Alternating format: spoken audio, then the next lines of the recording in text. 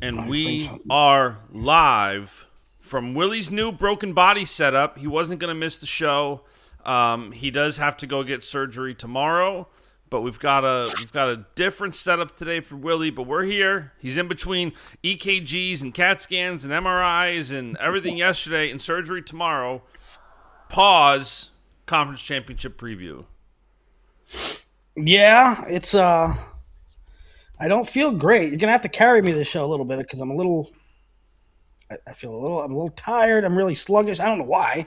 I don't know if it's like the leg is just sucking the energy out of me. I don't know. I just feel like a little flu-ish, but it's not the flu. I don't know. Anyway, so yeah, I moved over here because on the other one sits way up high, and my leg last show at the end of this last show, I looked back and I was like grimacing at the end of last show. So I don't know. Hopefully, it'll be a little better setup over here at the RAF side of the studio.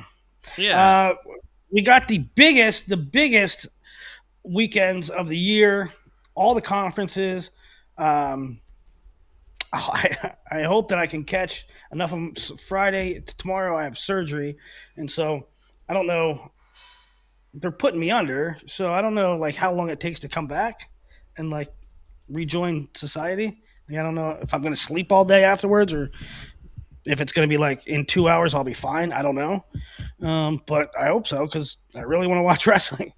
Yeah, and it's kind of interesting this year, especially with the Big Ten preseeds. It's kind of hard to truly, a lot of times when we preview NCAA's, for example, the bracket matters because Willie and I were just talking beforehand about 184, and we'll get there, but the bracket truly matters. And for all the seeds don't matter talk, well, it does. It does matter, Yeah. especially when you're previewing it and when you have weights like 133 where you got Blaze on one side, Bird Davino on another. It does matter, but it is like previewing this is a little harder than regular with how bad some of these pre-seeds were. And I say that at the same time, not like everybody's waiting, I feel like, for this massive seeding meeting, which is Friday at 11:30 to take place, and then all these seeds are going to change.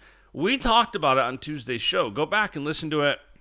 Skip the AI versus human formula algorithm talk if that's not for you, but a lot of people did like that. But like, go back and listen to what seeds could potentially change. It's not going to be as many as people are thinking. So on one hand, it's No, hard and to preview it, but the other, like, the seeds are kind of what the seeds are to an extent. yeah, and I think a lot of people, and it's not their fault. These whether it's NCAA tournament or conference tournaments, the seating is not very transparent. I mean, it's transparent in that they say, okay, here's the formula, but it's not transparent in that they release the final calculations, right? So everybody knows here's the formula, and that goes for Big Tens this year, and that goes for NCAA's for the last, I don't know, 15 or 20 years. You know the formula. It's this, and that, and it's math. What you don't know is all you see is, okay, this guy's the 7 at NCAAs and this guy's the 4, and people are like, man, that 7 guy had a better season than that 4. How the hell did that come out? So you never know what the calculations are. And there's even really smart people like I was arguing back and forth on Hawkeye Report with a You were really arguing on good a forum? with a really good poster. The guy posts everywhere. His name is his handle is Wrestler Knows Nothing, but he does a lot of these analytic breakdown data dump things, and he does good stuff. But we were arguing back and forth because he said there's obviously he was trying to say that there must have been that WrestleStat must have ran the wrong numbers, and I'm like, well, why do you say that? And he's like, well, the results were terrible, and I'm like, yeah, but maybe the results were terrible because the formula is not good, you know? And so I'm like, did you run the numbers on it? And then he like kind of ran the numbers and he came up with these, and I had 2 or 3 people email me or text me, and say, this is what I got for Minto versus Levi. Hey, this is what I got for this, this, and that. And you know what they came up with? They came up with like 85 to 80. And Wrestler Knows Nothing came up with something similar, right? 75 to 70 or something like that, right? And bro, the totals, do you know what the totals are? It was something like Minto 860 and Levi 850. Like the numbers are almost 1,000, not hundreds. Yeah, I thought I heard 1,300 was the number. No, nobody was over 1,000. I think 1,000 might be perfect. I glanced at them, but I don't have them. But they were very they're just the top guys are around 900, just shy of 900, and so that is my way of saying that. You know, even very smart people, they just don't know what the calculations are. I would like to. I wish they were released. You know. Yeah, 100%. So we'll preview Big Tens first, but I see people in the chat asking, and I'm sure people listening are wondering. So let me do a real quick. What conference is when? So. MAC Conference Championships Friday, Saturday. SoCon Friday, Saturday. EIWA's Friday, Saturday. Pac-12 just Friday. 3:30 semis, 9 p.m. Eastern finals. Ivy and ACC are one-day tournaments on Sunday, and then Big 12's Friday, Saturday, and Big 10 Saturday, Sunday. So go to Baschamania on any platform, my Twitter, Instagram, whatever, Facebook. And there's a full conference schedule graphic of all the championship rounds and where they're streaming. So that makes it real easy. One graphic, every championship round for every conference, all 8 conferences, you know exactly what's going when. I mean, Saturday is going to be like, Saturday's the holy grail for wrestlers. Saturday you have Big 10 semis at 7 Eastern, and you have Big 12 finals at 8 Eastern. You're going to have the PIA state finals, I think, at 4 Eastern. You're going to have some other tournaments in there, like the EIWA and SoCon and MAC. So Saturday is going to be a very, very fun Jersey, day. Ohio, Michigan, Florida, they all have their state championships. Yeah. Yeah, it's a great weekend. And I feel like, I mean, I could be mistaken, but I feel like this is one of the better layouts for all conferences, for people to be able to watch as much as possible. Other than I wish somebody was today, like Pac-12s. I wish were today. But we other than that, spoiled last year with that one-off Pac-12 tournament last year on a Thursday, and you had AJ Ferrari in there, and like that was kind of the big storyline because I think you had like him and Stephen Little, either the semis or the finals. But yeah, but today is the day you consume previews, you print your brackets, you get things ready. And then, I mean, you still have wrestling today. Like, state tournaments are firing off today. So you still have wrestling to watch today and then this weekend. Why don't we start, Willie, with let's start with the Big Ten championships. Let's preview those. So, again, just to reiterate, today's the last day a team can change the wrestler. I don't think anybody's going to, but today's the last day for that. And then tomorrow's the seed meeting. They have not said.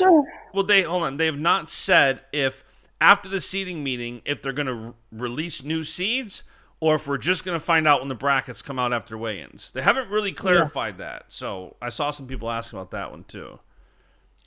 Yeah, and you know, as far as one question that we had on if anybody there would be last minute changes, Tom Brands was quoted somewhere.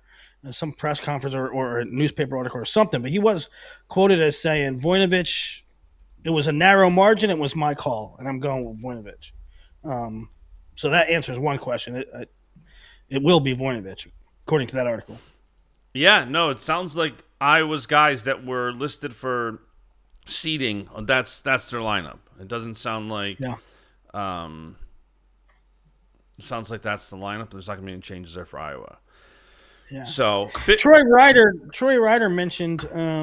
We're just checking in the chat. First of all, Tyler Buckman's getting married, which is awesome. But he's getting married on a Thursday. I don't know if that's I don't Well, know if happy that's wedding day. That's yeah, really savvy, or did you set it up so you could catch conference Big Tens this weekend. weekend? Maybe a Yeah, brilliant move by him. it could be a brilliant next level Unless move. his wife says we're going on our honeymoon tomorrow.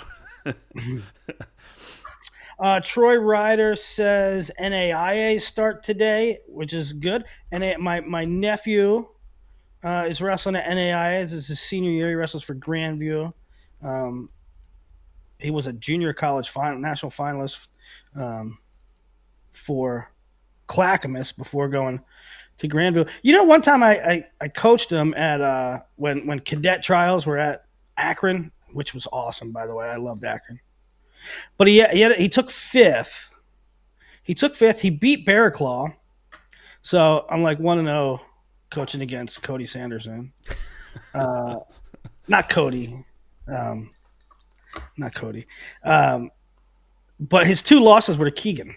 Keegan was that little at that time. Anyway. That's crazy. Yeah. Where do you want to start? Well, let's, before we get in.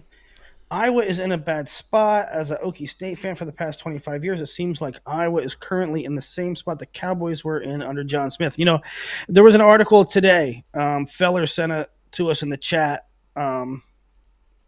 where I forget what newspaper it was. It was Chad Lestico. I forget what paper it is. It's but he was talking about it was talking about Iowa and their future and their coaching situation. And according to inside sources, AD Beth Gates is not planning on making any changes. But it is really interesting, the parallels to John Smith and Okie State kind of towards the end. They were both legendary coaches, both two of the best coaches of all time.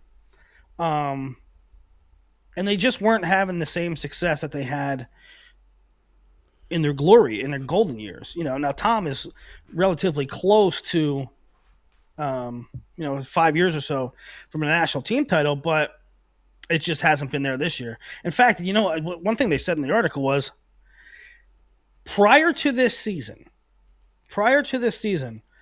Iowa had lost 6 duels in the last 7 seasons. This year they lost 6. That's wild. Which is wild, right? And they wrote in there that I think against Ohio State, Iowa had 4 takedowns, and in Tom Brand's semifinal, he had 15. It's just it's wild, and people are speculating what's the future of Tom, and I really, man, I've had a back and forth with Tom for quite a while, and I hope he gets it right. I really hope he gets it right. I'd like to see him. I don't want to see him go out badly, you know. Yeah, no, you want to see somebody go out kind of in a more symbolic way for the career they had. Yeah. All right, so with that said, Willie, let's preview the 2026 Big Ten Championships. We have Preseeds, and you know, for sometimes the people who say seeds don't matter, it irks me a little bit because I think seeds are fun for previews and for seeds are the best. You know, seeds are. What do you mean seeds don't matter? You know, like 80% of the NCAA wrestling people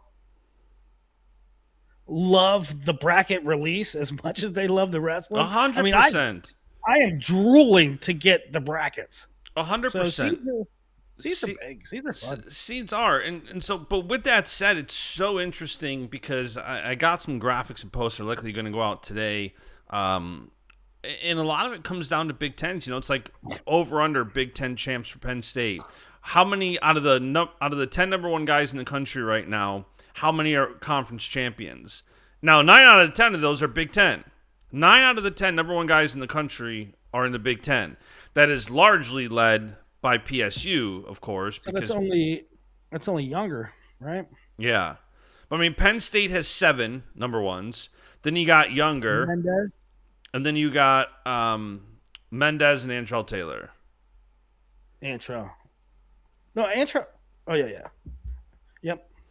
So 7 for PSU, Younger, Mendez, intro. Those are the number ones in the country at the weight, and 9 of those 10 are the number ones at this tournament. So it's kind of interesting, like, these number ones, and I guess we'll start right out of the gate at 125.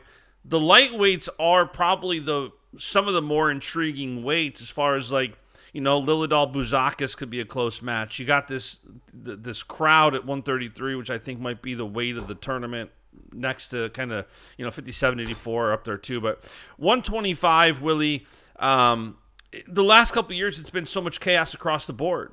And it feels like that theme could continue. These guys have said, I want to be the staple. I want to be the mainstay. I want to be the consistency at this weight. And Buzakis has done awesome this year, only to be outdone by Lilidal. But, by the way, can we shout out Ross Bendick? So, Wrestle Chicago, he has the Wrestling Art Foundation, asked if he could send me a shirt for our postseason shows. Says, I think this might help clarify it for some people. So, guys, the mic, let me move this. There you go. Is that what you guys want to see? Shout out Ross for sending me this shirt. Now there's no questions about it.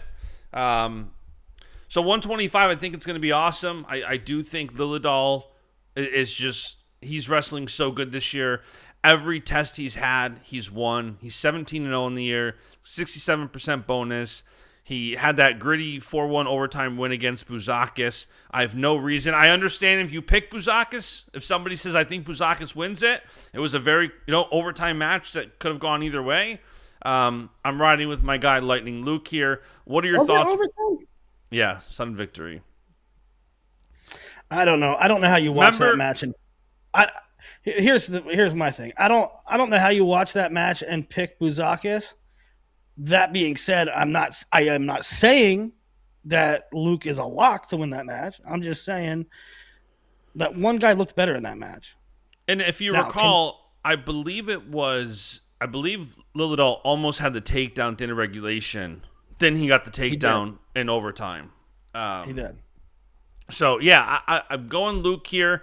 I don't know if you have the numbers here, Willie, but on top of, kind of a pick for who we might think's going to win it, do you have, based on your who allocated, who needs to allocate it, is there somebody here that you're kind of looking out for, maybe on the bubble to qualify? Big 12, Big 10, 125. They got 9. They got 9 in. Dean Peterson was not one of them. And Dean Peterson and Luke Lilidal could be a potential quarterfinal. Unless you think that seed might change.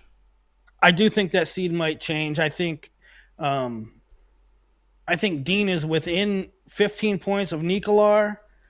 And if I'm Tom Brands, I'm certainly challenging it. Yeah. I'd rather be Spencer Moore than Luke, right? And Spencer Moore, here's a tricky part about this. So Tom could challenge Nikolar. They're within 15 points. In which case, Dean would go to the 7 and have Spencer Moore. However, Buzakis is within 15 of Spencer. So Tom Ryan could challenge to go to the 2.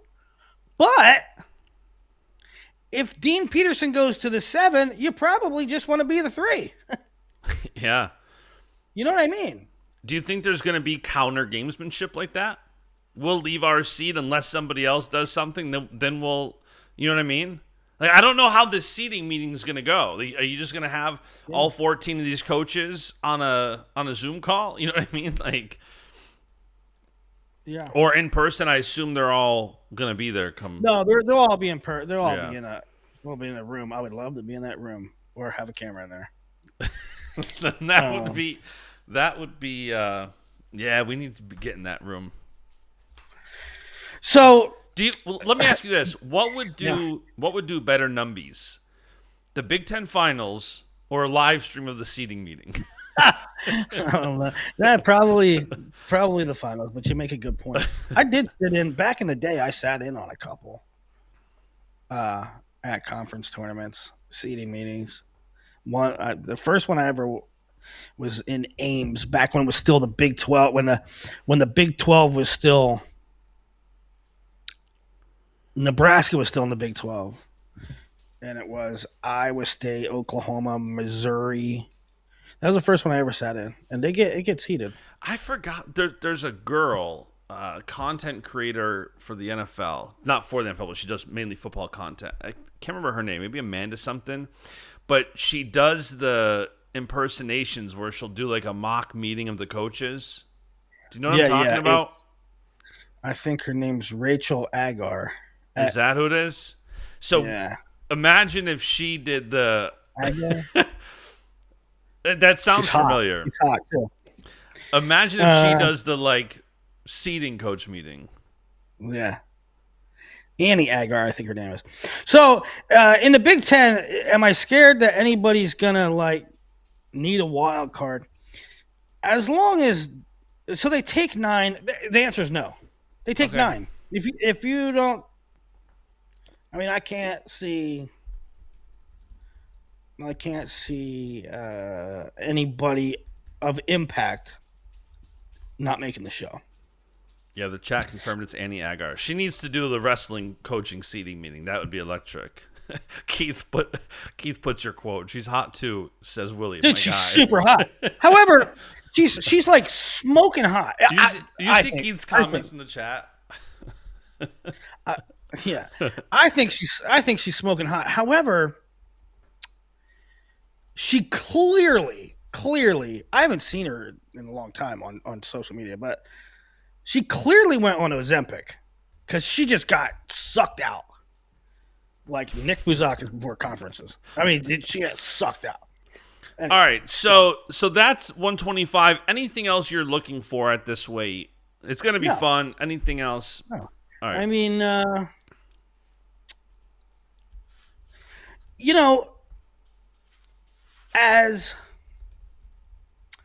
as sort of a foregone, I shouldn't say a foregone conclusion, as sort of a front runner that Lilladal is, I mean, these matches at 125 are always nip and tuck. I mean, would it absolutely positively be mind melting if Jory Volk beat Luke in a semi? But no. What I'm saying here is there's not a lot to talk about really at this weight, but the matches will still be interesting. I still want to watch how Lilladal and Moran or Volk happen, 100%. Aiden Smith, a kid from right here in Easton, he for Rutgers, he's really come on at the end of the year, posted some decent wins all the way up to a 6 seed. So interested to see how he does because he's a local kid. But yeah, I mean, I'll take Luke over Buzakis in the final. All right, yeah, same. All right, 133 pounds. And by the way, I'll save it for that weight. 133 pounds. Blaze is the 1 seed. Bird Divino the 2-3. And even if they challenge each other, probably doesn't really make a difference too much there. But you got Bird Divino the 2-3. Very likely semi. I put out a graphic yesterday. That semi to me is one of the most intriguing matchups in all of the Big Ten. Because you have Lucas Bird, who's a returning, undefeated national champ, Big Ten champ. He hasn't lost in over a year. And yet the talk at 133 is the freshman. Isn't it really weird that the undefeated returning national champ is in this weight, and you kind of have, I think most of the country would say it without saying it. They probably think it without saying it, that you have to see Bird beat a Divino or a Blaze to see if he belongs in the top tier. It's really crazy. Weird. And it's like, listen, it's very hard to win a national championship and a Big Ten championship. It's even harder to repeat as one. And part of the reason is it's not like old man age discrimination against Lucas Bird. When I was looking at it yesterday, getting ready for the show, how many so the Intermat ranks 33 guys, okay? How many guys do you think Lucas Bird has wins over in the final top 33 ranked guys at 133? I don't know what's his record. Uh, 17-0 or something like that. 17-0. How many quality wins did he have? I'll say 7. He has 2 wins over top 33 guys. 2. That's it. He beat Drake Ayala, who's 9 right now, 7-2, and he beat Dylan Chauver 3-1, who's 24th in the country. That's it. That's crazy. That Now, might crush him for NCAA seeds unless he wins this. Now, I do think that kind of an asterisk there because, again, it's 2 of the final top 33 guys. I do think Dylan Campbell might have been ranked when he beat Dylan Campbell before he was out for the year. But it doesn't. Correct. So, but that's why it's like, yes, the freshmen have been really good, and that's why the conversation is about them. Also, Bird just has not had an opportunity to say, I still got it. Last year wasn't just a one-off. Like, I'm still that guy. I can go with anybody. So this might be one of those. This way it's wild. Like just jumping off the page at you. Returning NCAA champ who's undefeated is the 2 seed. Two-time NCAA finalist Drake Ayala is the 5 seed. Dylan Chauver, who won a Big Ten title, is the 9 seed. Isn't that crazy? It's nuts. Crazy. And yet none of the rage is the guys who have won anything. None of the rage is Drake. None of it's Bird. None of it's Chauver. It's what can Blaze do? What can Davino do? And like, they've also earned that. Like, Blaze is undefeated on the year. He's passed every test. Yeah, some of the matches have been closer than others, but he's also passed every test. Davino has only lost that close overtime loss with Blaze that honestly could have gone either way. Blaze had to get a reversal in double overtime or second tiebreakers. So, like, they're both right there. This is one of those weights where it's like, man, it's going to be so awesome at Big Tens. And then at NCAAs, it's going to be even more electric. A lot of times, sometimes, like, the Big Ten tournament can be tougher than the NCAAs, depending on, because it's smaller, it's more condensed. You don't have guys taking out other guys. So it's going to be fascinating to see this weight. Also worth noting that I forgot what the number was, but it is crazy how many less Big Ten titles Penn State has than NCAA titles over the past decade. Yeah, it's a different formula altogether to win one. I mean, I don't think it'll be in play this year though. Somebody said in the chat that they think that, I don't know, what did they say about Drake has a better chance to beat Blaze than Davino, and I just don't see that at all. I mean, Davino had Marcus beat. All he had to do was leave him up. Yeah, and Blaze got, a takedown when he beat Drake? I think it was 4-2. Like, it wasn't... Yeah. Listen, Drake's in it with anybody. Drake's a savvy vet. Like, Drake has been the guy. So, here's the question. Are you taking Bird or Davino in the finals? I'm taking Davino. You got Davino. I'm taking Davino Bird. against Blaze in the finals, and I'm taking Blaze to win it again. By the way, I'm gonna take Blaze over Bird. Also, we'll see how it factors in, but we will have to factor in the home crowd fan here for Penn State. This is at the Bryce Jordan Center. This is at Penn State. For those who maybe don't know that, like, that will play a factor in some of these big matches. Y'all are in the chat. A lot of people are saying Davino. Does that mean you're taking Davino over Marcus? Davino to win the whole thing? Or you're taking him to make the finals? I'm taking Marcus over Bird. And, somebody said, watch Davino destroy Bird. If Davino beats Bird, I'm not surprised. I'm just, I don't know. I'm going with Bird this time. I know he wins a lot of close matches. I don't really care. Does Bird not wrestling, and it's not his fault, it's just Illinois' schedule, the way it shook out, does Bird not wrestling those top guys all year hurt him into the postseason? Or don't you think it matters? By the way, those two top No. 10 wins, or those two top 25 wins, I believe they were both back in November. Yeah. Uh, one thing for sure. I mean, the two never No, felt each Shaver other. was January. They never felt each other, so that's interesting. Okay. You got Blaze over Davino. I got Blaze over Bird. 141. What is interesting there? You get a Nasir Bailey, Dylan Ragusin quarter. Winner gets Jesse Mendez. Um, it will likely be. I think Braden Davis will move up one, so I think it'll be Davis and Von Bauer. Who you got there? This will be an interesting question for Justin Bash, the world's biggest Penn State homer. Who do you got, Braden Davis or Vance Von Bauer? What round? That's a quarterfinal. That'll be a 6-3. That was a 5-3 win for Vance over Bartlett. And then the year before that, Bo pinned him towards the end of the match. Man, that's a good question. It's a nice matchup.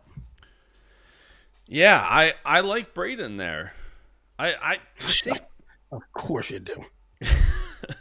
I think Braden is going to be really scrappy here. Braden knows how to wrestle a march. Braden's a Big Ten champ. Give me Braden Davis in that one. Yeah, I'll take Von Bauer. Although I think it's one of the better. I think it's a great quarterfinal. Oh, I think it's a 100%. I'll take Von Bauer. I was really encouraged the second half. Well, I guess Braden kind of got a late start on the season. Wasn't going to be in the starting lineup. He's going to redshirt, and like the way he came out wrestling against Hardy was really, really good. That being said, I think Von Bauer's in a really good place too. I think they're both in really good place. So to me, that's one of the more compelling quarterfinals. The winner of that would get Hardy. So Von Bauer Davis, winner gets Hardy. That would be a semi. The other semi would be Mendez against Nasir or Ragusin, provided that Pacino Ragusin could be a thing. Pacino was not bad. He also didn't wrestle a whole heck of a lot this year. And then wait, you know what? Hold the phone. I messed up. Joey Olivieri sitting down there at the 10. Yeah, I was just going to bring that up, but I was letting you finish that thought. So I believe Davis and Clark are going to flip. So it would be Olivieri versus Clark, and then what? And then Hardy in a quarter. So Olivieri, he's kind of a mystery, isn't he? He is, because he's had such a weird year, and it's like, what was his record on the year? Let me look it up real quick. It was something like It's very impressive. I know that he didn't it's he's something 15-0 on the year. Yeah, like, but to pull a Felters here, what's his best win? 15-0, ranked 6th in the country, did not wrestle a single Big Ten Big opponent. Ten opponent. Unbelievable. His best win is Ryan Jack. His WrestleStats 17. That's his highest ranked win. So yeah, and it's high. Listen, it's his highest ranked win by far. Yeah, It might be like the only kid with a pulse he's wrestled this year. So yeah, I don't know what to expect. Like, Nick Costco is in the chat. Nick, tell us what we can expect from the Rutgers homer in the chat. Tell us what place you think Joey's going to finish at Big Tens. Can he give Hardy a match? That's the question. Can he threaten Hardy? Can he threaten Hardy? All that to say, I do think this weight is Jesse Mendez' next topic. It is. I'll take Mendez over Hardy. You got the Husker in the final? No way. He's a 2 seed. Yeah, I got Mendez over Hardy in the finals too. Okay, So 149. so Go ahead. so, so we have what in the finals? 1/3, 1/2, 1/2 through the first three weights. We're seeing how chalk this thing is turning out. Yeah, and wait, of course it won't go that way. Something crazy will happen. 149. Shane Van Ness is by far the favorite. Ethan Styles, Joey Zargo, the 2 and 3. Lachlan McNeil, Carter Young, the 4-5. Ryder Block down there at the 8, and he's going to stay the 8. So going to be Van Ness against the winner of Block and Joffrey in one quarter. Drew Roberts and Andrew Clark for the right to face Ethan Styles. And Lamer versus Joey Butler for the right to wrestle Joey Zargo.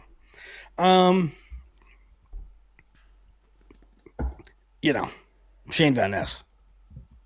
Shane Van Ness, have you noticed his... He is like...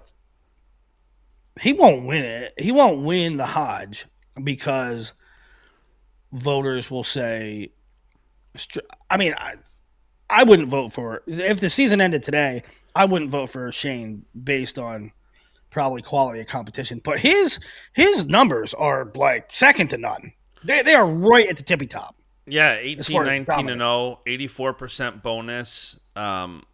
He's looked awesome. And that's I was talking to somebody the other day about Van Ness and Barr and how and just trying to decipher how damn good they are and the field. And trying to you don't want to take anything away from Van Ness, Barr, they're absolutely dominating. You do also look at the field and you try to factor that in. Where some of these weights are so much more deep.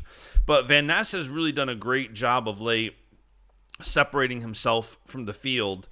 And, I mean, I think his only... I wonder, this is way outside of anything that we should be talking about right now, but I wonder if Van Ness can make 65 kgs, because he would be scary. It's a good question. So, after Van Ness, this whole weight is enigmatic. I don't know what we're going to get out of him. I don't know. I don't know who to take as the runner-up. I know. I don't either. I mean, really, your options are Ethan Styles and Joey Zargo. And did Zargo beat Styles this year? I don't know. Zargo had a good win over somebody. I forget. Give me Styles. The Van Ness over Styles. It's a weird weight. Shane Van Ness, Cornell Kevin says Shane Van Ness has 4.78 dominance rating. Yeah, that's pretty dominant. Ridiculous. That's ridiculous. It's ridiculous. All right, 157. Now we get into a deep, deep weight class, and there's also some interesting seeds here. Antrell Taylor's your 1, PJ Duke's your 2. Taylor beat Duke in Ultimate Rideouts. Kenan Webster, the 3. Anthony White, the 4. Cam Catcherbone, the 5. Charlie Millard, the 6. Brandon Cannon, because he missed a long stretch of the season, at the end of the season, he is just seeded 7. But he's a national title contender. The saving grace here, I guess. Well, no, there's no saving grace. I don't want to put this into the ether, but I'm going to ask you. Put it in the ether. I don't want to put it out into the ether. But we've seen some gamesmanship in the past at conference tournaments when guys aren't healthy and the coach says, I shouldn't even call it gamesmanship. I should just say playing the system, where a coach says, you know what, we're really not 100%. You're not going to go wrestle this whole tournament. You're going to wrestle a match or two, and you're going to medical forfeit out. Without knowing where guys like Cannon and Ferrari are.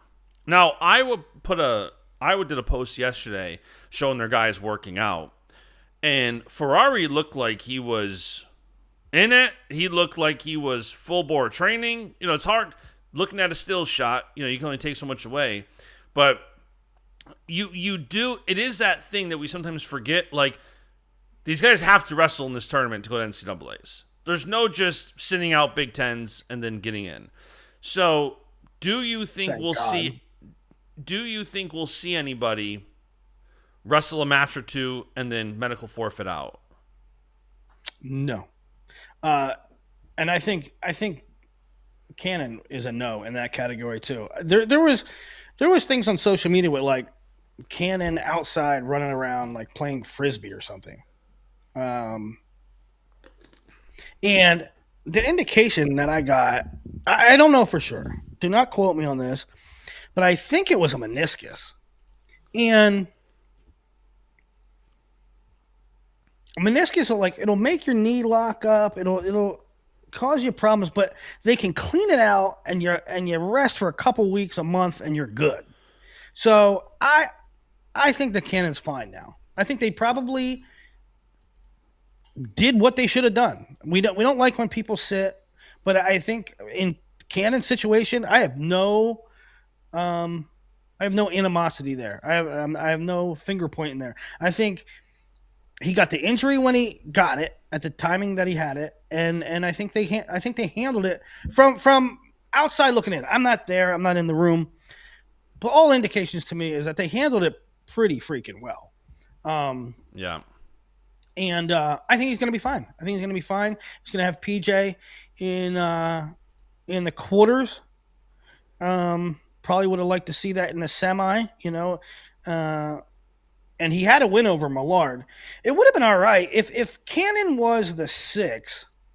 It would have been all right because then you have, a solid quarter and then a semi. But it makes for PJ and Cannon in the quarter.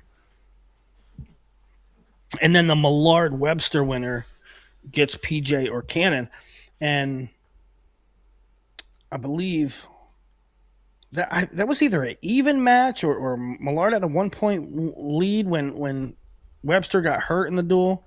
So that's one of the best quarters too. Webster Millard, especially considering the winner gets Duke and Cannon. It's a great weight. 157 is a great weight. It's going to be early awesome. in the year. Early in the year, I didn't like it too much. I didn't think it was that great. Brandon Cannon jumping levels right out of the gate, bolstered it. PJ being what he is, Landon Robideau being what he is. Ty Waters, Vinny Zerban's been really good. It's one of the funnest weights in the NCAAs this year, in my opinion. I will go. This one's tough, huh? I mean, Antrell got the draw of a lifetime.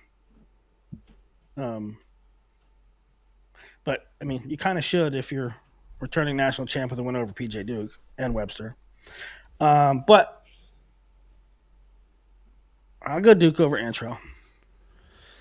Yeah, similar. I'm really interested for that Duke Cannon match. I just don't think after Cannon missing that much time, you're going to be able to go with somebody like PJ Duke if that match is tight late. It's going to be... This match might look different at NCAAs. I think Ferrari and Cannon, these guys who've been out for a while, I don't think their Big Ten performance is going to be as good as their NCAA performance is going to be. If their performance this weekend isn't great, I think having 2 more weeks of getting back into that shape. But yeah, I like Duke here. I think they're going to game plan for Taylor. I'll take Duke over Taylor in the rematch. Massive NCAA seeding implications too. Massive. Yeah, because I mean, you figure you got Meyer Shapiro, who's likely going to be an undefeated conference champion. You're going to have Duke, Taylor, Brandon Cannon, depending on what happens here this weekend. You're going to have Robideau. Cannon has the ability to be an undefeated conference champion. Yeah, if Brandon Cannon, it's going to be interesting because on one hand, I say if Brandon Cannon can run the gauntlet this weekend, he deserves the number 1 seed. At the same time, it's like, it is crazy, though. I don't know if it's because I'm sure Cornell Kevin in the chat will tell me it's because of second semester. But Meyer Shapiro only has 14 matches. He only has one more match than Brandon Cannon, even after Cannon's been. Look at that thing. Do you want to give a pick for Big Tens? For audio listeners, Willie's dog jumped on him. For the audio listeners, Spotify, Apple, go subscribe if you haven't. Willie's dog just jumped up just to take Antrell Taylor in this match. Kind of crazy that Meyer. Ollie took Trelly. Yeah, shocker. He's got that Husker bias that you do. All right, so that's 157 pounds. Yeah, NCAA seeding is going to be interesting. What happens this weekend is going to be very interesting. Are you writing these down? So we both took PJ over Trelly. You took. We picked all the favorites so far. Except for this was the first upset with Duke over Taylor. We need the chat. We need the chat. Put in your pick for 157. Actually, chat, do me a solid, chat. Put in your top three, 1, 2, 3, and I'll turn it to you too, Bash. Well, just so we're about halfway through Big Tens, and we've got 4 Penn State champs. Not crazy. They have 7 number 1 seeds in this tournament. Are you sticking with the number you gave me at the end of Tuesday's show for over under Big Ten champs Penn State has? You said 6.5. It should probably be 5.5. No, it's gonna go over. So you think 6.5 is the number? I think 6.5 is the number. We're already at 4, and we haven't hit their wheelhouse yet. I mean, 65, 74, 97. There's 3 right there. All right. Well, let's. I guess 6. I guess 6.5 is 6.5 is the number. 6.5. All right. So chat over or under 6.5 Big Ten champs. Oh, maybe 6 is the number. I know you like to have halves in there to tie break, but you can't have 6 unless you went under 6, tie 6. All 7. That's all 7 number 1s winning. But with the caveat that Duke is a 2. So it's like it's not like it's 7 number 1s and then you have like a 7th, 8th, and 9th, like you have Duke up there as the 2. All right, second half of Big Tens. 165, Messenbrink the 1, Caliendo Blaze the 2-3, Sparks the 4, LJ the 5. This Caliendo Blaze rematch is super, super intriguing for me. It's really intriguing because it's one of those things to me that I constantly kind of, I don't want to say jump on the fans about, but I love in the early season when the number 3 guy in the country loses to the number 17 guy in the country, and the wrestling community goes, "Oh, that number 3 guy ain't all that." What I'm getting at is, any given day, these guys could take a loss, right? And what's interesting to me about the Blaze Caliendo match is, in a vacuum, if you just take that match, if you just watch that 9 minutes or 7 minutes, you watch that 7 minutes. I'm showing my age there. Did you catch that? No, I didn't. What did you say? I said if you watch those 9 minutes. College used to be 9-minute matches. If you watch those 7 minutes, there is no way, if you're just watching those 7 minutes, there is no way anybody picks Caliendo. And yet, it's a perfect example of Caliendo.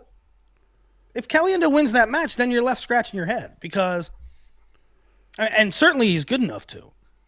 But you saw one that was maybe not on the scoreboard, but in watching the match, it was all Blaze. It was all Blaze. And what was really interesting is that Blaze's length, and remember, Blaze is up a weight, Blaze is up a weight from last year, and still his size caused Caliendo problems. The ability for Blaze to get here and bring it in at will was Ed Ruthian. It looked Ed Ruthian. 99% of the people cannot do that. Yeah. You remember Logan Stieber used to just dive in and go like this.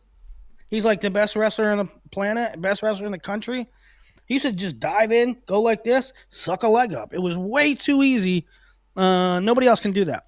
Ed Ruth used to do that too. Blaze did that to Caliendo. And so Cornell Kevin says Caliendo versus Blaze is the semi of the weekend. Loser, opposite side of Messenbrink and NCAA's at 4 or 5. Loser. Well, that would be the same side. Opposite side of Messenbrink. Oh, wait. Yeah, that would be. 4 or 5 is the same side. Yeah. Yeah, it's interesting to look into that too. Who's the other players there? Messenbrink's 1, Caliendo is 4, Blaze is 3, D is 4, something like that. Messenbrink the 1 right now, Blaze 2, Caliendo 3, Lockett 4, Bianchi 5, Downey 6. How the hell is Sparks seated ahead of LJ? That's weird. I guess it doesn't matter. It's a 4-5, but Better than a 6-7. better than 6-7. Speaking of sevens, I like Andrew Barbosa, freshman from RU. Yeah, no, this weight has 1, 2, 3, 6, 7. No, either 6, 7, or 7, 8. I mean, it's loaded with top 10 guys. So I don't know how much damage Barbosa could do here, but you know, he's a freshman, and I don't know. I like Barbosa. I like maybe he upsets some guys at the dance. All right, I'm going Messenbrink over Blaze. Yeah, same. A lot of chalk wrestling anticipated here. I hope we don't get that. I hope we get some shock and awe. But yeah, I'm going Messenbrink over Caliendo as well. Chat, who do you got? Who do you guys got third at this weight? Basically, who are you taking, Blaze or Caliendo? I think it's so hard to pick Caliendo when you just saw that Blaze match. But I'm really confident that Caliendo is going to rebound. I thought he did an awesome job rebounding against D. Lockett. I thought he did an awesome job. It was night and day. D, but D made it easy on him. Agreed, he did. But Caliendo also switched his game plan, got the takedown early, and then D wrestled smart. Yeah, D wrestled a bad match from there on out. But Caliendo incredibly smart getting that early takedown. So I think Caliendo gets revenge here on Blaze. But Blaze winning, by the way, that's not a high confidence. Like, I don't know if Blaze has given up a takedown yet this year. Kid's still undefeated. Blaze is having an incredible year. So if Blaze does it again, that wouldn't surprise me. And here's a side note that doesn't mean anything, really, but just a little shout out. In a world where guys are holdbacks in 8th grade and gray shirt and red shirt, and a guy like Levi, super young for his grade. Blaze is still pup, age-wise. Yeah. He's really young. Okay. 174. Levi Haynes is going to be the 1 seed. Stop your nonsense. Minto is going to be the 2 with Kennedy. Mantanona the 3. Nope. Mantanona the 4. Karchla the 5. Pretty good top 5 there. So Minto is going to have probably Ethan Riddle in the quarterfinals to get to Kennedy. Kennedy will have Gilcher, which should be I shouldn't say an easy one, but he should get through that. Minto would go. Yeah, Minto would go Riddle. I think Lenny's gonna fall to the 11. I think Eddie Enright and Pinto are gonna flip flop. Um, Although I don't know that I would necessarily want that. And you, if I was Northwestern, I wouldn't even challenge it because I'd rather have Enright against Gilcher.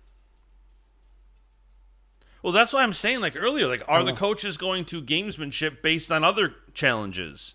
You know what I mean? Like well, well, if they prefer a matchup, they just won't challenge. right.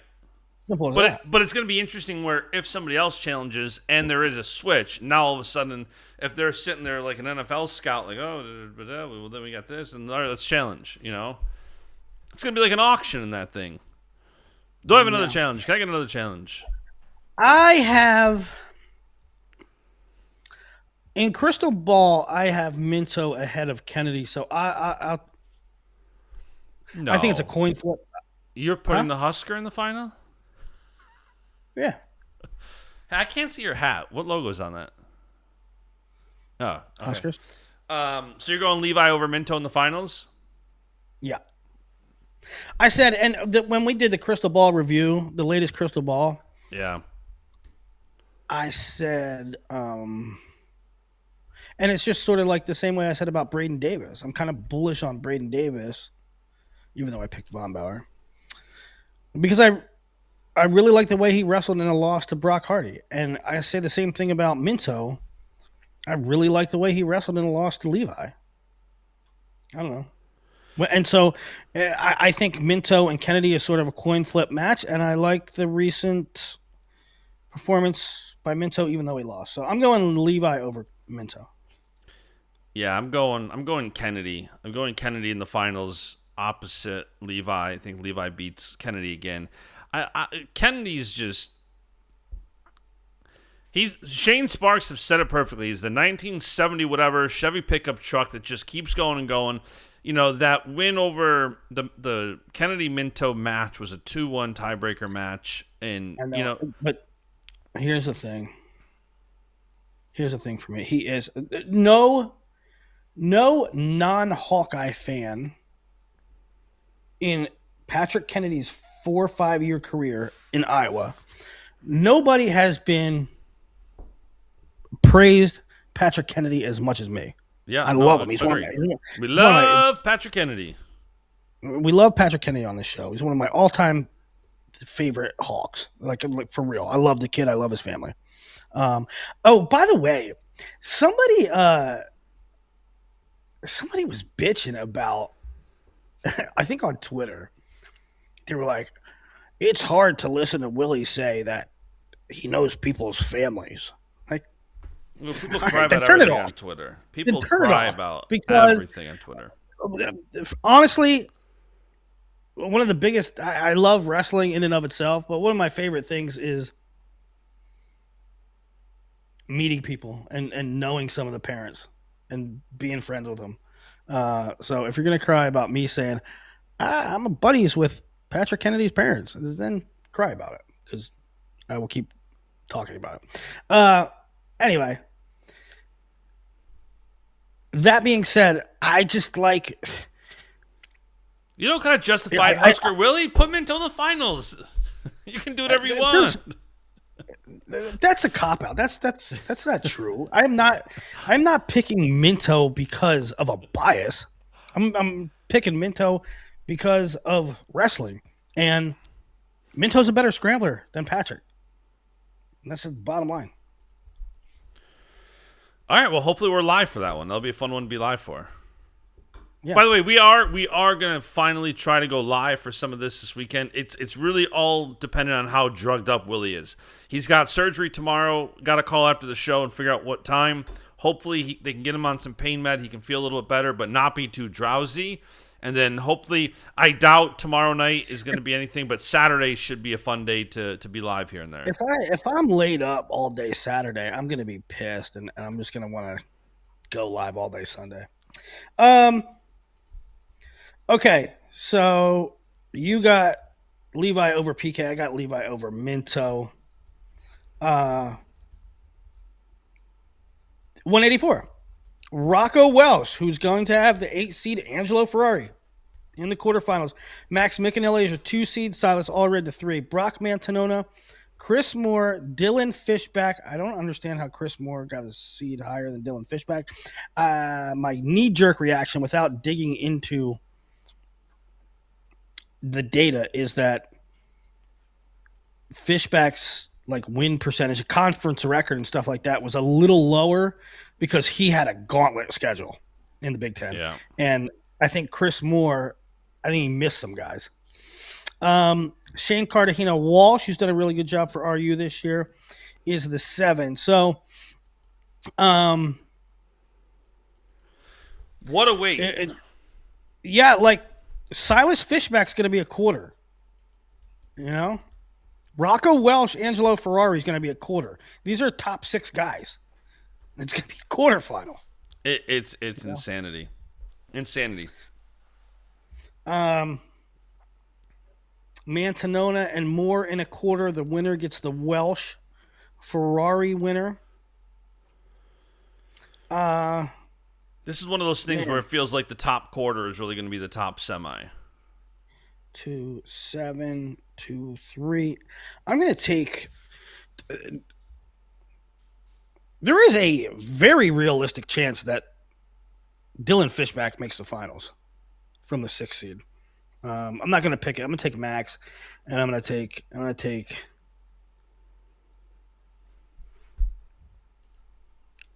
take Max over Rocco Welsh. Wow. Mix it up. All right. I don't hate it. I'm going to go Rocco winning here. I think Rocco's looked great all year, undefeated. You know, the big match with Rocco Angelo in the quarters, I just don't know what shape Angelo's going to be in. It's such a question mark. And if Rocco does the same thing he did last time, like he's wrestling against Angelo, it's almost like figuring out a way to get him hit for stalling when he drops to the knee. You know Angelo's going to drop to that knee. And if you can figure out a way to make the refs call it, make him wrestle, like there's a difference in Angelo dropping to his knee and attacking, which he's lightning quick. He's like a snake when he attacks from a knee. But when he drops to a knee to kill the clock, if you can figure out a way to make the refs call it, like it's going to be interesting to see that rematch and also what shape Angelo is in. And it wouldn't surprise me if McAnally gets the finals. I think health-wise he'll be fine, but the delay off, when did he come back in the room? Because you need that stamina, right? You need that. He hasn't wrestled a match in so long, so 7 minutes under the lights. Is he back to that kind of shape? How hard has he been going in the room, and for how long? So for that reason, I lean Rocco, although, you know, he very well could win that match. By the way, if it's a 1-1 match going into overtime, like anything can happen, you know. But I agree that Max has looked really, really good. His last couple of, I know you hate when guys are teching nobodies, but Max has done a good job of winning some close ones. All red Fishback, even the Arnold was a close one, 4-1. But Shane Cartagena Walsh, he majored him 15-7, then he got a couple tacks. Like, man, Max was one of my favorite stories last year at NCAA's. Just that true freshman coming in, or was he a redshirt freshman last year? Redshirt freshman last year coming in, he looked awesome. So, yeah, it's gonna be a fun one. Okay, 197. This is a sort of an odd weight for the Big Ten where they don't have a heck of a lot of top 10 guys. They just got 2. Josh Barr, who is number 1, and Cam McDaniel, who's, I think, 10. Yeah, he's 10. Then you go Remy Cotton, Branson John, Luke Geog, Wyatt Ingham, Cale Whistler, Gabe Sullers. And Branson John at the 4. We give Branson John lots of love on the show. But he's going to have Gabe Arnold right off the bat, a 13-4 matchup. How well do you think Gabe can do up a weight? Another weight. Yeah. Man, I don't know where to draw the line between being bullish on Gabe Arnold and just flat out rooting for Gabe Arnold. I am rooting for Gabe Arnold this year to AA. I think he absolutely can. And obviously, if he's going to AA at NCAA's, you got to take, top 3, 4, 5 here at Big Tens, because when you throw in Novak and Little and Rademacher and Berge and Merrill and Posada, like I was trying to do like a Bash crystal ball for 197 because I think Gabe Arnold AAs, but it's which one of those top 8 won't. But man, Arnold just continues to impress me. I think one of the most interesting stats that you can look at in all of college wrestling right now is the fact that Gabe Arnold had a winning record at 3 different weights this year. He went 4-2 at 174. He went 8-3 at 184, and he's 2-0 at 197. I don't really care who he wrestled. The point there is to have a winning winning record at 3 different weights. When was the last time you can recall saying a stat like that? Or having, you see sometimes like a mid-year jump, or, let's just say his season was at 184. He went to 197 twice, but he also went down to 174 6 times. So I think Gabe Arnold has just been a complete team player, especially after like kind of being off the program in the off season and then coming back and not just like being there for your team, but filling in at 3 different weights and delivering, and I think some of those close losses were heartbreakers for him. And I'm just, I'm rooting for this kid in this postseason. It's really difficult to project what Gabe's going to do here. To me, from a pound for pound ability standpoint, he's as good as anybody in this Big Ten bracket, like this side of Josh Barr. Like, and when I say pound for pound, I mean like talent and ability wise, and even results wise. Gabe at 74 is probably every bit as good as Cam McDaniel, who's a 2 seed, right? Yeah. That being said, they're not wrestling. He's not wrestling at 74. He's wrestling at 97. So, they have weight classes for a reason. And I think Gabe is going to be uber competitive, but it's really tough to say. Even when he wrestles his regular weight, he's really good, but he's not a scoring machine. So, when the score is 1-1 in the third, can you go get a takedown against a 74-pounder? Yeah. Can you get it against an 84-pounder? Yeah, sometimes. Can you get it against a 97-pounder? The margins are going to be close for Gabe, I believe. Yeah, and he's had a lot of close matches this year. If you go through his record, look at some of the match results: 2-1, 4-1, 3-2, 4-1, 4-1, 4-1, 4-2, 4-1, 5-1, 6-1, 4-2, and he's been on both sides of them. He's won some of those. He's lost some of them. So his defense has been awesome. You look at the number of matches of his where every loss he had this year was at most a 1 takedown loss. Nobody scored 2 takedowns on him this year. Kind of crazy. So I'm bullish on him. I think he's by far the lowest seed with the highest ceiling. I think he's going to do good. I hope he does well. And then I hope he comes back at 74 next year and kicks some butt. Does well there too. But picks. I'm taking Barr over McDaniel. Outside shot, maybe Remy Cotton. But let's see. Gavin. I think Barr over McDaniel in the finals. Yeah. So let's see. What do I have Nebraska doing? I'm trying to. Did you see any projections? Like I think Flo put him out. But they're kind of pointless though. So what I was going to ask is, have you seen projections based on seeds? And Flo did put them out, but I kind of paid no mind to them because the seeds are just ridiculous. Like Levi's getting 2nd place points, Angelo Ferrari's getting 8th place points. When he's really gonna have 1, 2, 3 points, right? So, I would like to see the numbers run. Yeah, I didn't see him. I did, but I just glanced at them and then it occurred to me. I was like, "Ooh, projections based on seeds," and then I was like, "Oh yeah, the seeds are totally whack, so it Yeah. don't matter." Um, so Nebraska nothing at 25, placer at 33, finalist at 41, probably nothing at 49, maybe low placer, finalist at 57, mid placer at 65, finalist top three at 74, all red probably 3 to 7, 97 McDaniel finalist, and AJ finalist somewhere. Um, I guess my question is,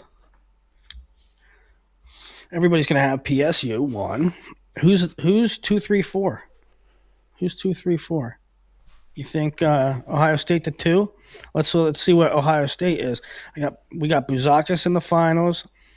We got Davino top 3, Jesse the champ, Styles very high. No matter, I mean, he's should be projected top 5 minimum, and I mean, you maybe got what? 2. Nebraska with like 5 finalists? No, Well, you got Antrell. oh You yeah, it got might, but you got that's because so assume you have Hardy, Antrell, Carter, McDaniel, probably Minto. Ferrari, Minto. Yeah, yeah, 5 finalists. Is that? I mean, the only one We that's love the Huskers. well, the only one that's outside the box is Minto, who's a 2 seed. So it's not that crazy. Yeah, no, I think Ohio State's runner-up. I think Nebraska likely finishes in third. Well, let's check on Ohio State. Ohio State runner up at 25, top 3 at 33, champ at 41, top 5 at 49. A pretty big variance. A pretty big variance at 57. He could lose to Duke in the quarters, or he could win the whole damn thing. 65, probably not much. Patty's the 8 seed. So probably Patty anywhere from 5th to 8th. 74, Karchla. Yeah, Karchla could be 3 to 5. Karchla 3 to 5 sounds about right. He is on the same side as Levi, so I don't think he's getting to the finals. But you get top 3 points there. 184. It's also hilarious Fishbacks that to 6. It's also hilarious that we dove into the team scores without doing heavyweight. I know. Fishback to 6. Wide variance there. He could Yeah. make the final, or he could be 6, 7. Geog is the 5 seed, but there's so much parity at that weight. He'd probably rather be the 6. And then 285. Tay Gattiali's your top seed. AJ Ferrari the 2. Nick Feldman the 3. Mirasola the 4. Amos the 5. Luffman. This is loaded bracket. These guys are all top 10 guys. Luffman. Hopke the 7. I think Hopke's like 10 or 12. It's loaded. So I put out a graphic a couple weeks ago that at the time, the 3, 4, 6, 7, 9, 10 in the country are in this field at Big Tens, which is crazy. At the time of the graphic, which again was like February 21st, was like a week and a half, 2 weeks ago, it was Ferrari 3, Tay 4, Cole 6, Feldman 7, Keeter 9, Amos 10. And I don't think they've changed too much. So, and I could see anything happening. I really could. I could see anything happening at this weight. Yeah. It's really kind of interesting. Feldman beat AJ twice, Twice. right? Yep. And that's going to be a likely semi. But AJ, like, I don't know how much stock to put into it. AJ beat the brakes off of Tay, didn't he? Majored him 11-3. Yeah, but it was so early in the season. I don't mean, does that translate? I don't know. He also majored Luke Luffman 11-1. He had that close win over Cole Marsola at Penn State in 2-1. He beat Keeter 4-1. He beat Hopke 2-1. Like he beat Connor Doucette 2-1. Like Ferrari's not putting up a lot of points, but he's winning those tight, close matches. No, and I think the bracket's really good for AJ. I mean, he's gonna have Luffman, right? You got to beat that guy. You got to beat that guy.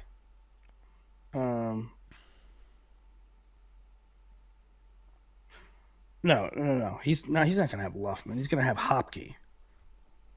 Actually, no. It's not a great road, really. I mean, he's gonna have the winner of Keeter Hopke. So it's not a pushover match.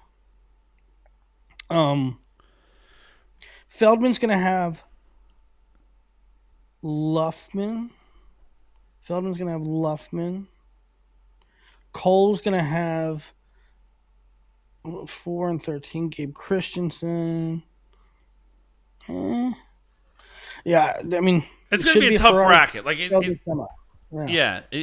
gonna be an awesome weight. Quarter's gonna be awesome. Semi's gonna be awesome. Final's gonna be awesome. This is the toughest weight to pick because of the results this year. Because Ferrari's won all those close matches but lost twice to Feldman. And then at times, Feldman looks like one of the most dominating guys in the sport.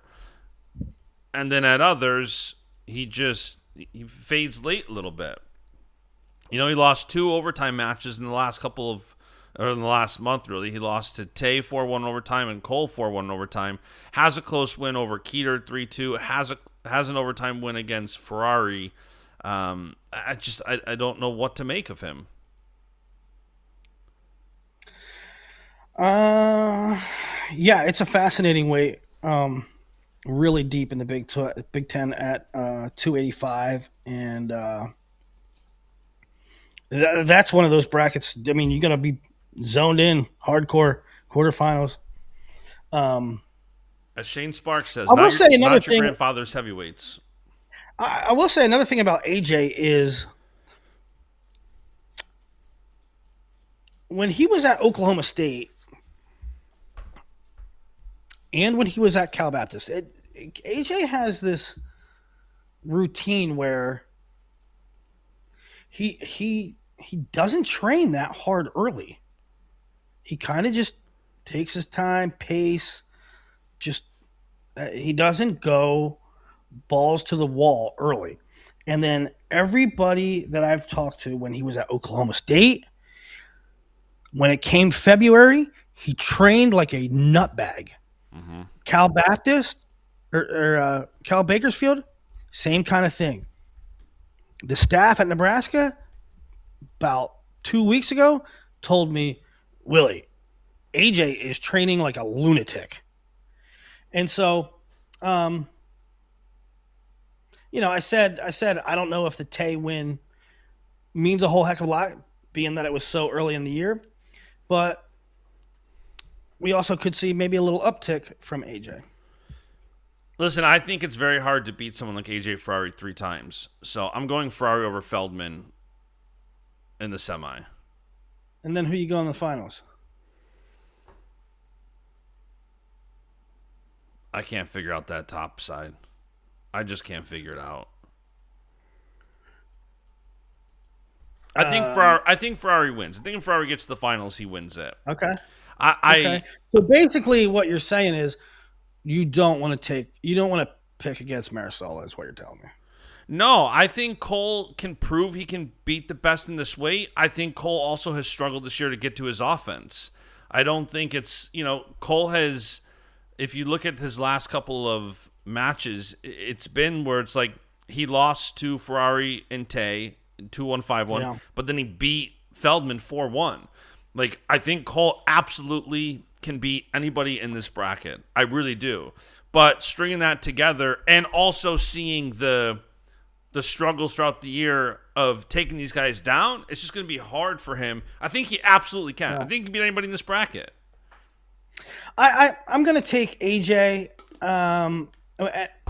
with the caveat that I think AJ takes first or third. I think Feldman is his biggest road speed bump. I Yeah. think if I can totally see it happened twice this year.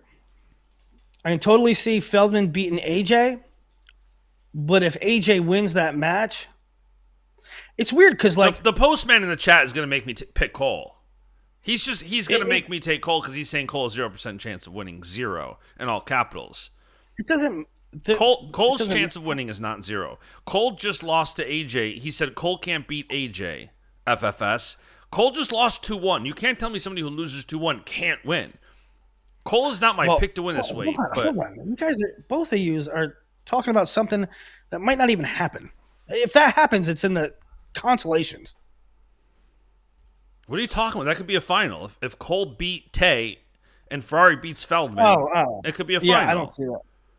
Yeah, I don't see that happening. I think it's Tay up top. I think Tay after a couple. Tay weighs like 265. Cole weighs like 220. Tay is very weird with his losses this year because he got majored by Ferrari early in the season, and then he got majored by Carroll kind of earlier in the season, Cliff Keen. And since then, he's really started to come into his own. He had a close match with Braxton Amos, but he has looked good. He's gotten the big wins. He rattled off that, where he had Feldman, Cole, Keeter, Amos, beating all four of those in a row. So I like Tay to get to the finals, and then I think AJ beats Tay in the finals. That's my final prediction, AJ over Tay, but nothing would surprise me. So I see it. The way I see this is if AJ beats Nick, I'll take AJ over Tay. But if Feldman beats AJ, I'll take Tay over Feldman. That's just the way I see it. I like that. I don't hate that. You understand? You know what I mean? Yeah. Yep. It sounds like it's hogwash, but that's the way I see it.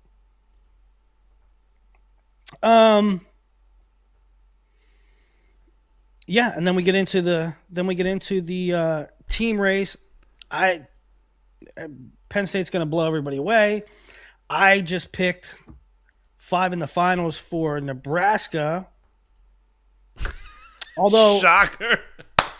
No, why is it a shocker? All 5 of them, all the 5 guys that I picked are top 2 It's seeds. not a shocker that those guys are picked to be in the finals. It's shocking when you wear a Nebraska hat and I say shocker and you're like, why is it shocking?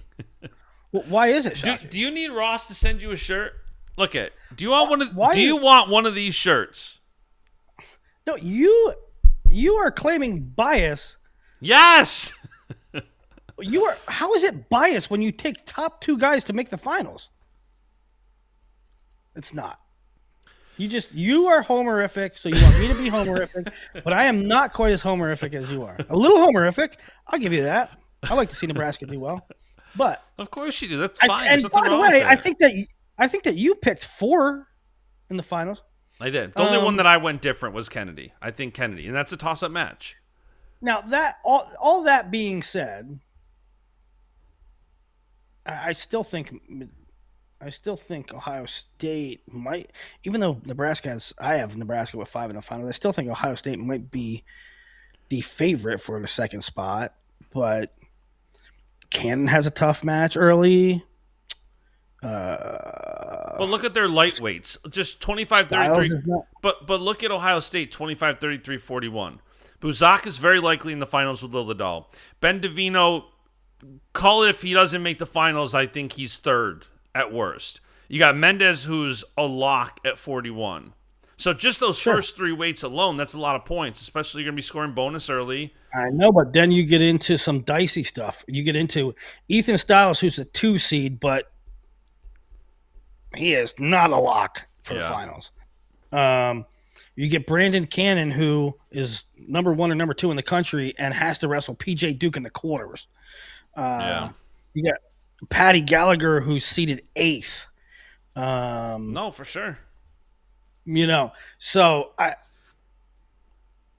think it's a dogfight. I think it's a tremendous race. Well, I can't remember what side of when the captain said Ohio State, did he say No, he said Oklahoma State was the second best team in the country, right? And Ohio State was the third. And I asked him, I might now be going to the Cowboy side, thinking Oklahoma State's the second best team in the country. But I do think Ohio State is runner-ups here. If I have to watch AJ in the finals last, I'm turning it off.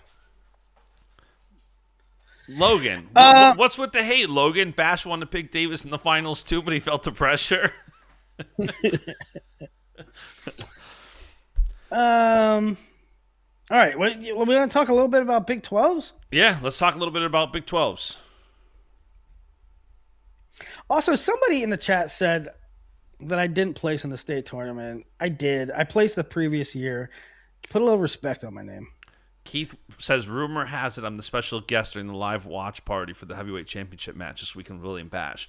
You know, it would be fun to have some call-ins. It would be fun. What, on a live show for this weekend? Yeah. Well, we'll have the chat. Yeah, we can Keith can text. Keith can call me. He can call in. I'll just put it right here.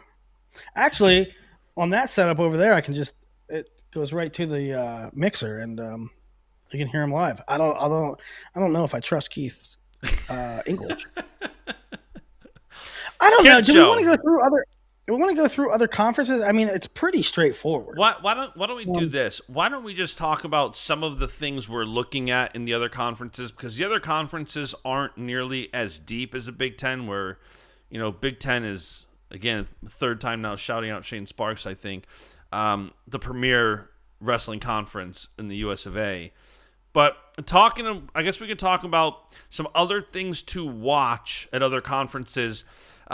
The biggest for me, I'd say, is the 157-pound bracket at Big 12s. I think that's going to be a lot of fun. If seeds held, you're looking at a Larkin Waters semi up top and a Zerbin Robideau semi on the bottom side. That the 157-pound bracket at Big 12s is, I think they're what, the 5th, 6th, 7th, 8th in the country, kind of that quad, that foursome. So. Yeah. That's going to be an awesome. I also like 133.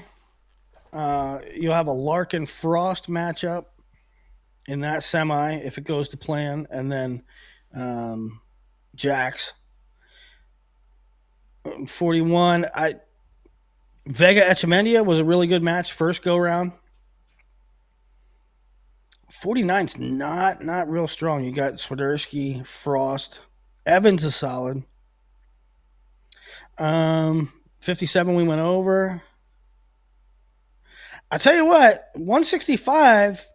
Remember, Downey was beating D Lockett with 3 seconds to go, and got a 4 or 5 point play on him. Nietenbach Ryder winner gets Aiden Sinclair. Remember, the Ryder Isaac Dean, if you're looking at team points, I mean, I think that's a really, really tight match. And I kind of tend to think Oklahoma State's is my pick to win this. But if Dean wins that match, it shakes things up a little bit. Yeah, I know it does. Rocky against Novak. Novak against Merrill. That's a good one. That's pretty much it for the Big 12. I'm really interested to see the Iowa State, because in Crystal Ball I have Iowa State and Oklahoma State way up there. Second, third, or third, fourth. Something like third, fourth. I think in Crystal Ball I have Penn State, Ohio State, Oklahoma State, Iowa State, Nebraska. Anything in Ivy brackets are small. Cornella Composto, Jackson Joy, Wazlewski, Eli Rivera. Remember, Eli Rivera had a really good CKLV. But not super, super deep there. How about I didn't even see ACC seeds yet. Did you? Yeah, I tweeted them out yesterday. You did? Yeah, nothing crazy. I feel like we're so spoiled by the Big Tens with the depth that you get some of these other ones, and like the finals you want to watch, but some of them it's just like. Yeah. Um. How about returning national champ Well, Vince? I'll watch every freaking second of Big 12s. Yeah, no, Big 12 is gonna be Um. great. 125 at ACCs. Vince Robinson, the 3 seed, National champ. returning national champ, the 3 seed. So you got ACC. Ventresca the 1, Provo the 2, Robinson the 3, and then Terrakina the 4, Chapel 5. Yeah. That'll be a fun one to watch.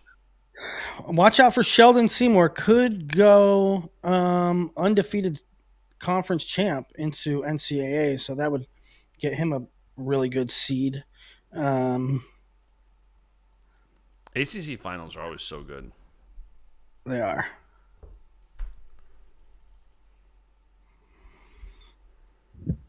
What It's going to be else? an awesome, awesome weekend.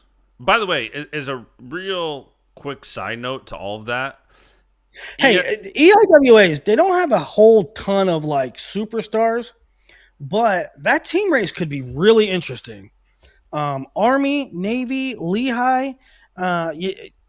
Lehigh has a much better composition for NCAAs, but at EIWAs, they're vulnerable in some spots. So pay attention to the EIWA team race because I think that's going to be pretty good.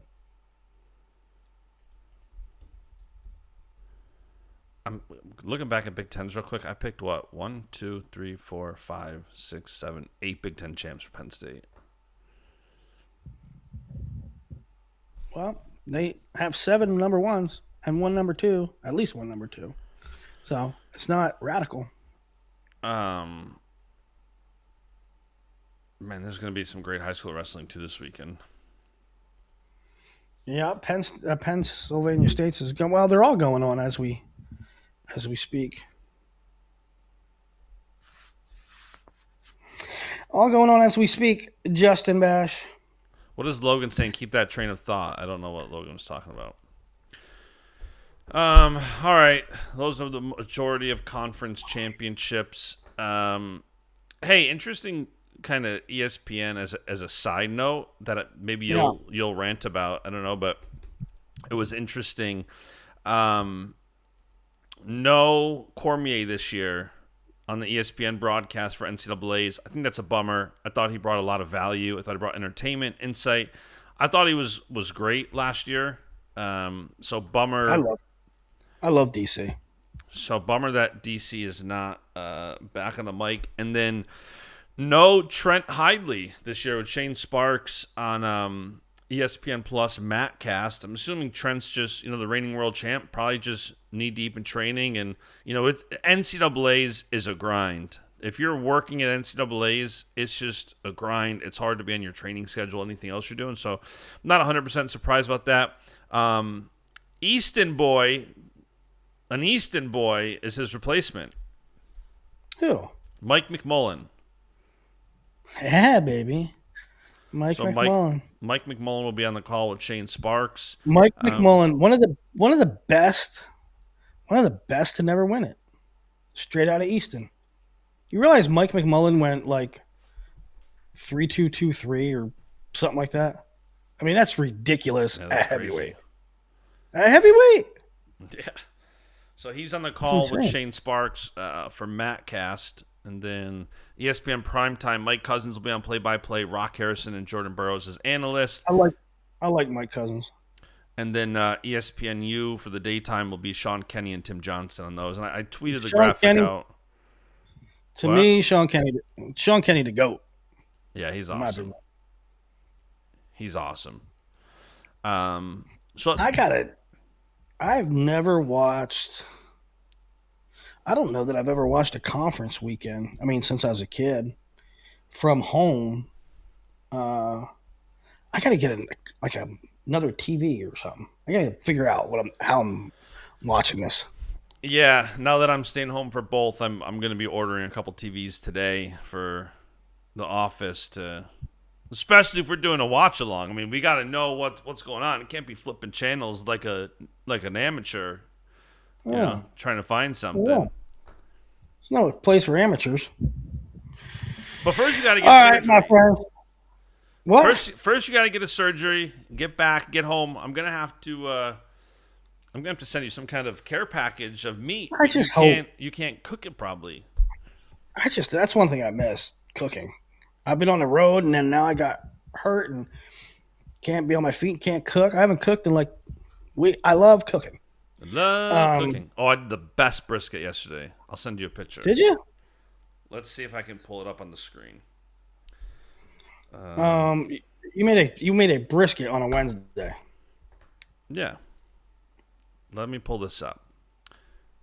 This is just now for the, this is the after show. I'll put maybe an after show timestamp. Let's see if I can put it on the screen. There we go. Look at that.